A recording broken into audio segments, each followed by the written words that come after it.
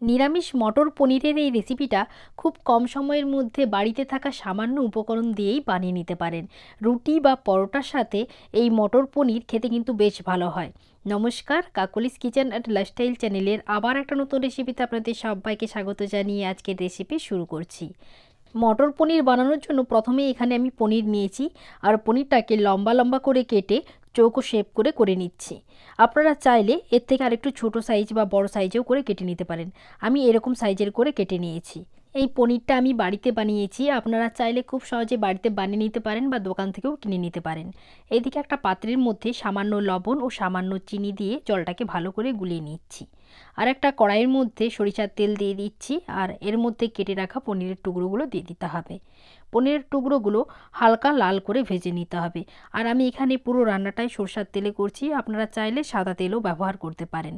পনিরগুলো দেখুন লালচে করে ভেজে নিয়েছি। এইবার পনিরগুলো নুন চিনির যে জলটা রেডি করে রেখেছিলাম তার মধ্যে তুলে রেখে দিচ্ছি। পনিরটা ভেজে যদি নুন চিনি জলের মধ্যে ডুবিয়ে রাখা হয় তাহলে পনিরের মধ্যে মিষ্টি এবং নুনটা ভালোভাবে ঢুকে যাবে এবং পনিরটা নরমও থাকবে। এবার রেসিপিটির জন্য একটা মশলা রেডি করে নিচ্ছি। তার জন্য একটা বাটির মধ্যে নিয়ে নিচ্ছি 1 চামচ আদা বাটা, 1/2 চামচ হলুদ গুঁড়ো, 1/2 চামচ লঙ্কার গুঁড়ো, সামান্য একটু রেড চিলি পাউডার নিয়ে নিচ্ছি, 1/2 চামচ ধনে গুঁড়ো, 1/2 চামচ জিরে গুঁড়ো। সামান্য একটু জল দিয়ে মশলাটাকে একটু ভালো করে মিশিয়ে নিতে হবে।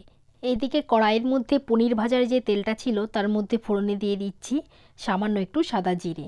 জিরেটা হালকা লাল হয়ে এলে এর মধ্যে দিয়ে দিচ্ছি 2টো কাঁচা লঙ্কা কুচি আর দিয়ে দিলাম মশলার পেস্ট যেটা রেডি করে রেখেছিলাম।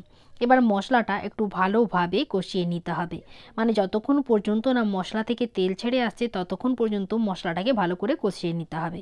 দেখুন মশলাটা থেকে তেল ছেড়ে এসেছে। এবার এর মধ্যে দিয়ে দিচ্ছি 2টো মিডিয়াম সাইজের টমেটো পেস্ট। টমেটোটাও ভালোভাবে মশলার সঙ্গে মিশিয়ে নিতে হবে।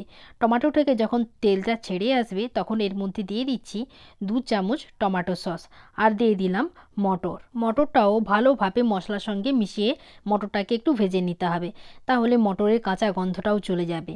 মটরটা ভাজা হয়ে এলে এর মধ্যে দিয়ে দিচ্ছি কিছুটা পরিমাণ জল, দিয়ে দিচ্ছি স্বাদ মতো লবণ ও সামান্য একটু চিনি। একটু নাড়াচাড়া করে একটা ঢাকা চাপা দিয়ে মটরটাকে প্রায় 1 মিনিটের মতো রেখে দেব। 1 মিনিটের মতো মটরটাকে মিডিয়াম ফ্লেমে সেদ্ধ করে নিয়েছিলাম। এবার ঢাকাটা খুলে দেখুন মটরটা খুব সুন্দরভাবে সেদ্ধ হয়েছে। এবার এর মধ্যে পনিরের টুকরোগুলো দিয়ে দিচ্ছি আর দিয়ে দিচ্ছি 7 থেকে 8টা কাজু বাদাম বাটা। কাজু বাদামটা দিলে রেসিপিটি খেতে কিন্তু খুব ভালো লাগে এবং গ্রেভিটাও ভালো আসে। কাজু বাদামটাও ভালোভাবে মিশিয়ে নিয়েছি। এইবার গ্রেভিটা একটু ঘন করার জন্য একটা বাটিতে সামান্য একটু জল নিয়েছি আর নিয়েছি 1 চামচের মতো কর্নফ্লাওয়ার। জলের সঙ্গে কর্নফ্লাওয়ারটা একটু ভালোভাবে মিশিয়ে নিতে হবে, তারপর এর মধ্যে দিয়ে দিতে হবে আর একটু ভালোভাবে নাড়াচাড়া করে নিলে গ্রেভিটা অনেকটাই ঘন হয়ে যাবে। এতে দেখতেও যেমন ভালো লাগবে খেতেও তেমন ভালো লাগবে। অবশ্যই রেসিপিটিতে নুন এবং চিনির পরিমাপটা বুঝে দেবেন। এবার কুচিয়ে রাখা ধনেপাতা দিয়ে একটু নাড়াচাড়া করে নিলেই মটর পনিরের রেসিপিটা আমার একেবারেই রেডি। আর এই নিরামিষ মটর পনিরের সাথে যদি নরম তুলতুলে পরোটা থাকে তাহলে খেতে ভীষণ ভালো লাগে। তো পরোটা বানানোর জন্য প্রথমেই আমি আটার মধ্যে সামান্য একটু লবণ ও সামান্য চিনি ভালো করে মাখিয়ে নিয়েছিলাম। আপনারা চাইলে পরোটাটা শুধু ময়দা দিয়েও বানিয়ে নিতে পারেন। এবার সেখান থেকে একটা লেচি নিয়ে গোল করে রুটির মতো বেলে নিতে হবে। রুটিটাকে গোল করে বেলে নিয়েছি। এইবার এর মধ্যে সামান্য একটু ঘি ভালো করে লাগিয়ে নিতে হবে। আপনারা চাইলে এখানে বাটারও ভালো করে লাগিয়ে নিতে পারেন। দেখুন ঘিটা ভালোভাবে লাগিয়ে নিয়েছি। এবার একটা পিৎজা কাটার দিয়ে মাঝখান থেকে কেটে দিচ্ছি আর রুটিটাকে ঠিক এইরকমভাবে পাট করে নিচ্ছি।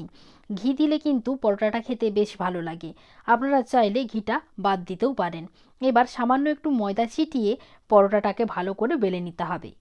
এরকমভাবে পরোটাটা বানালে পরোটাটা অনেকটাই পাট হয়, নরম হয় এবং খেতেও ভালো লাগে। এবার একটা তাওয়া গরম করতে দিয়েছিলাম, এর মধ্যে একটা পরোটা দিয়ে দিচ্ছি আর এক সাইড ভাজা হয়ে এলে অপর সাইডটা উল্টে দিতে হবে। তারপর এর মধ্যে সামান্য একটু তেল ছিটিয়ে পরোটাটাকে উল্টে পাল্টে লাল করে ভেজে নিতে হবে। আপনারা চাইলে এখানে তেলের পরিবর্তে পুরো ঘি দিয়েও পরোটাটা ভেজে নিতে পারেন, সেক্ষেত্রে কিন্তু পরোটাটা খেতে বেশি ভালো লাগবে। এইরকম করেই সমস্ত পরোটাগুলো আমি ভালো করে ভেজে নিয়েছি আর দেখুন এরকমভাবে বেলার জন্য পরোটাটা কিন্তু খুব সুন্দরভাবে ফুলছে, এতে কিন্তু খেতেও বেশ ভালো হয়। নিরামিষ দিনে বা কোনো পুজো পার্বণে রাতের ডিনারে যদি এই রকম একটি রেসিপি থাকে তাহলে খেতে কিন্তু ভীষণ ভালো লাগে আর কম সময়ের মধ্যেও বানিয়ে নেওয়া যায়।